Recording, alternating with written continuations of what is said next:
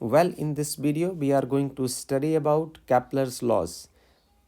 हम इस वीडियो में Kepler's laws के बारे में बात करेंगे. The three laws of Kepler can be stated as follows. तो इस वीडियो में हम सिर्फ लॉ ऑफ ऑर्बिट के बारे में बातचीत करेंगे. तो कैप्लर ने एक स्टेटमेंट दिया कि all planets moves in an elliptical orbit. जो सारे प्लैनेट्स हैं वो सन के किनारे एक अंडाकार पाथ में घूमते हैं और जिसमें सन जो है वो किसी एक एंड पर होता है. The sun is situated at one foci. तो ये जो डायग्राम है इस डायग्राम के ऊपर ध्यान देते हैं कि जो लॉ ऑफ ऑर्बिट है उसको हम कैसे एक्सप्लेन करने वाले हैं. जो ब्लू सर्कुलर ट्रैक आपको यहाँ दिख रहा है ये देखिए एक अंडाकार अंडे की शक्ल का ट्रैक है. तो कैप्लर ने कहा कि जो प्लैनेट होता है वो सन के किनारे इस तरीके के एक अंडाकार ट्रैक में घूमता है जिसमें सन सेंटर में ना होकर किसी एक किनारे पर होता है. तो this S is the position of the sun, right. आप यहाँ देखें ये एक कोई सर्कुलर शेप है, सर्कुलर ऑर्बिट है. इसमें देखिए कि सेंटर से ये डिस्टेंस भी किसी भी पॉइंट का डिस्टेंस यदि मैंने 4 पॉइंट लिए हैं तो उसका जो डिस्टेंस है वो ए ही है. बट यदि हम ऐसा करते हैं कि इस सर्कल को कुछ इस तरीके से फोर्स लगा के ऐसे खींच देते हैं और ऐसे खींच देते हैं तो होने क्या वाला है, जो ये वाला पार्ट है ये कुछ अंदर चला आएगा. This part will come to inside और ये वाला पार्ट जो है वो थोड़ा सा बाहर चला जाएगा. तो जो रेडियस है वो डिस्टर्ब हो जाएगा. उसमें जो ये वाला पार्ट है अलोंग एक्स एक्सिस हम कह सकते हैं कि ये वाली जो एक्सिस है वो थोड़ा बड़ी हो जाएगी और जो ये वाली एक्सिस जो है वो थोड़ी छोटी हो जाएगी. तो जो ये लंबे वाली एक्सिस है जिसको हम ये कह सकते हैं कि जो हमारे पास है पी ओ जो होगा P O is called the semi major axis and P B is called semi minor axis. आगे हम थोड़ा चर्चा करते हैं कि यदि आपको एक एलिप्टिकल ऑर्बिट बनाना हो तो उसको हम कैसे बना सकते हैं. देखिए इसके लिए हम चलते हैं फिगर नंबर 8.1 बी में. आप क्या करिए ऐसे सर्कल के सेंटर से दूर F1 और F2 इक्विडिस्टेंट आप दो कोई पिन्ने ले लीजिए. आपने पिन्ने यहाँ गाड़ दी और यहाँ आपने एक पेंसिल ले ली और एक लंबा धागा ले लिया. अब आप पेंसिल के शार्प एज के ऊपर इस धागे को टाइटली खींच दीजिए ऐसे करके. फिर आप क्या करिए आप इस पेंसिल को खींच के वैसे ही टाइटली खींच के इन पॉइंट्स के ऊपर आप घुमाइए पर धागा खिंचा हुआ रहना चाहिए बिल्कुल. जैसे आप इसको कंप्लीट करके लाएंगे आप ये देखेंगे कि एक एलिप्टिकल ट्रैक बन चुका होगा. और इसकी खासियत ये रहेगी ये एलिप्टिकल ट्रैक जैसे ही आपका जो प्लैनेट है इसी तरीके से प्लैनेट मूव करता है.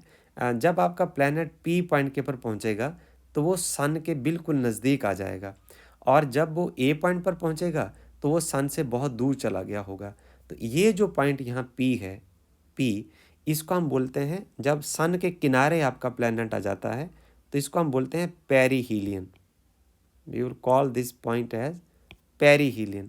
जो पेरीहीलियन जो पेरी मीन्स दिस इज किनारे के ऊपर आ जाएगा, हीलियो मीन्स सन होता है. और जब आपका प्लैनेट घूमते घूमते ए पॉइंट पर पहुंच जाएगा तो इसको हम बोलेंगे एपीहीलियन.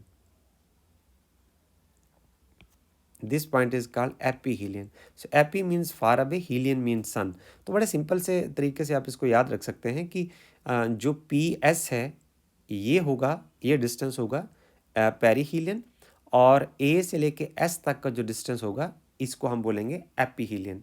तो हम बात कर रहे थे कि इस तरीके का जो एलिप्टिकल ऑर्बिट जब बनेगा तो जब आपका प्लैनेट यहाँ पहुँच जाएगा पी पॉइंट पर ये पेरीहीलियन हो जाएगा और जब ए पॉइंट पर पहुँचेगा तो एपीहीलियन हो जाएगा. इसमें खास बात ये रहेगी कि ये जो डिस्टेंस है देखिए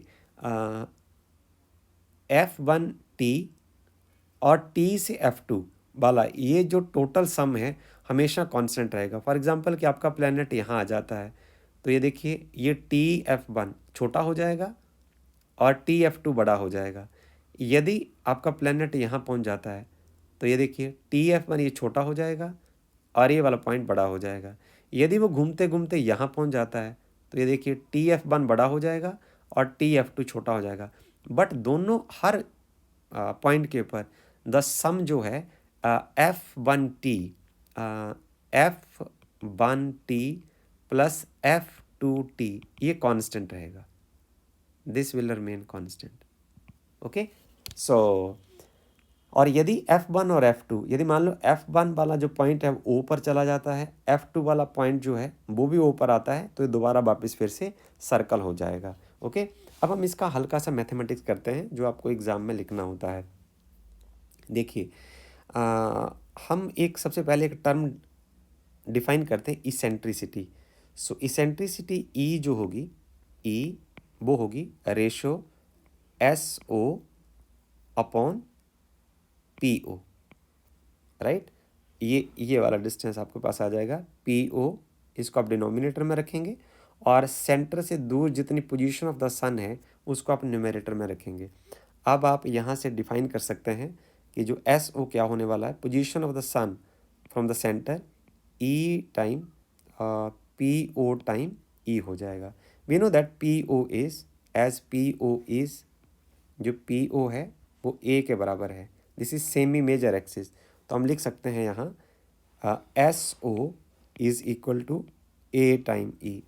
अब हम क्या करते हैं, इसेंट्रिसिटी की टर्म में हम इसको दोबारा फिर से लिखने की कोशिश करते हैं। ये देखिए आपके पास हो जाएगा perihelion, this is perihelion. Perihelion का डिस्टेंस जो है वो PS है। अब इसको लिखिए कि PS क्या हो सकता है, PS इतना पार्ट आपको चाहिए, जस्ट इतने वाला, तो आप क्या करिए PO लीजिए सबसे पहले और इसके बीच में से SO को आप सब्ट्रैक्ट कर दीजिए, ये वाला पार्ट बच जाएगा। तो इसको लिखते हैं हम, हमारे पास आ जाएगा PO में से आप SO को सब्ट्रैक्ट कर दीजिए, तो PO आपके पास A है और SO अभी आपने निकाला वो AE है। सो आप इसमें से A कॉमन ले लीजिए, अंदर वाली चीज़ों को आप डिवाइड कर देंगे, तो यहाँ से आ जाएगा 1 minus E, mark this as equation number 1। So this is the perihelion. अब यदि आप एपीहीलियन निकालना चाहते हैं तो वहाँ लिख देते हैं हम एपीहीलियन। ये जो डिस्टेंस कहाँ से कहाँ तक रहेगा, सन से जब प्लैनेट बहुत दूर चला जाता है, जब प्लैनेट A पॉइंट पर पहुँच जाएगा, ज़रा हम ध्यान दें तो एपीहीलियन जो है AS से आप उसको रिप्रेजेंट करेंगे और ये आ जाएगा AO प्लस SO, ये डिस्टेंस रहेगा। यहाँ देखिए ज़रा AO, ये वाला जो पॉइंट है ये फिर सेमी मेजर एक्सिस है A, तो इसको हम लिख देंगे यहाँ, this is equal to A plus SO is A into E। तो यहाँ से आप फिर A कॉमन ले लीजिए, this is 1 plus E, this is equation number 2। So from here we are able to calculate both perihelion as well as एपीहीलियन। सो एक बार फिर से हम थोड़ा सा बोलने की कोशिश करते हैं कि जो केपलर ने फर्स्ट लॉ में ये कहा कि हर प्लैनेट जो है वो सन के किनारे घूमता है एक एलिप्टिकल ऑर्बिट में, और जिसमें सन सेंटर में ना होकर एक किनारे पर होता है, और जब प्लैनेट जो है सन के नज़दीक आ जाता है तो उसको हम पेरीहीलियन बोलते हैं, और उसका मैथमेटिक्स हो जाएगा A ब्रैकेट में 1 माइनस E, और जब वो सन से बहुत दूर चला जाता है तो इस डिस्टेंस को हम एपीहीलियन बोलते हैं। And this aphelion in mathematical language, this is A bracketed 1 plus E। This is all about the Kepler's first law of orbit. Thank you very much.